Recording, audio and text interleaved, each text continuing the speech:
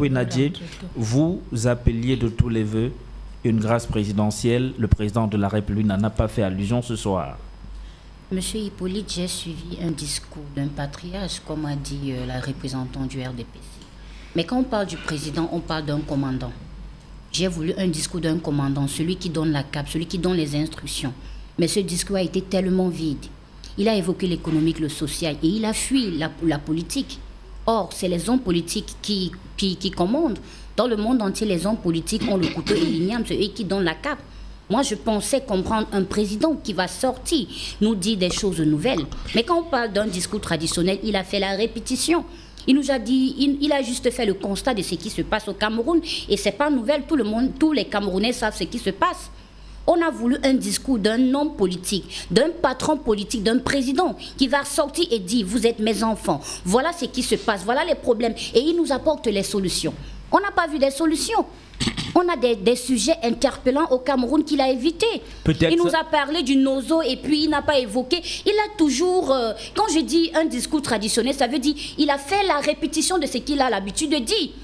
J'avais besoin de comprendre. Donc il n'y a pas une différence entre le discours de 2020 et celui de 2021. Il n'y a pas une différence aussi grande. La seule différence, c'est qu'il a parlé de la CAN. Le discours de l'année passée, c'est la même chose. Il est venu nous parler des crises du nozo et nous savons que le nozo est l'un des problèmes les plus interpellants au Cameroun présentement. J'avais besoin de voir un président qui va sortir et il dit « Je veux la paix ». Il nous a dit, je suis mendiant de la paix. Et quand tu es mendiant de la paix, tu dois mettre toutes les conditions favorables pour que la paix revienne au Cameroun. Mais quand tu reviens sur les mêmes choses et tu nous dis, tu félicites les forces de la défense de l'ordre et sans toutefois partager les torts, parce que nous avons vu les dégâts qu'ils ont causés dans le nozo.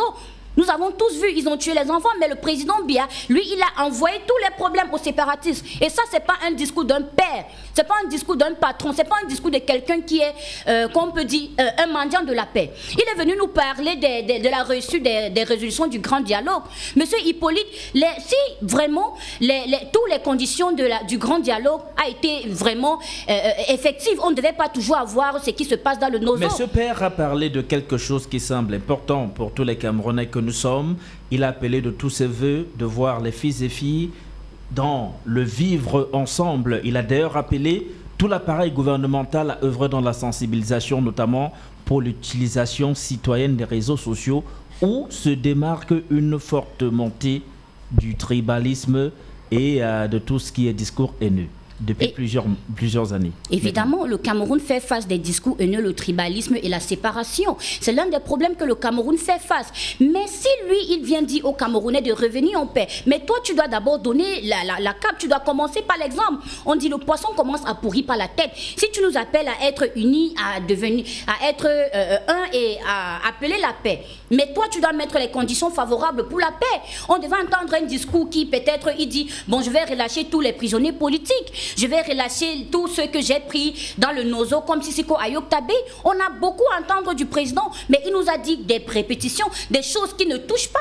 Parce que nous savons que le Cameroun a besoin de la paix. Mais le président Biya vient nous dire, je veux la paix, je veux que vous réussissiez, vous devenez un, je prône la paix, sans toutefois lui-même donner l'exemple de cette paix.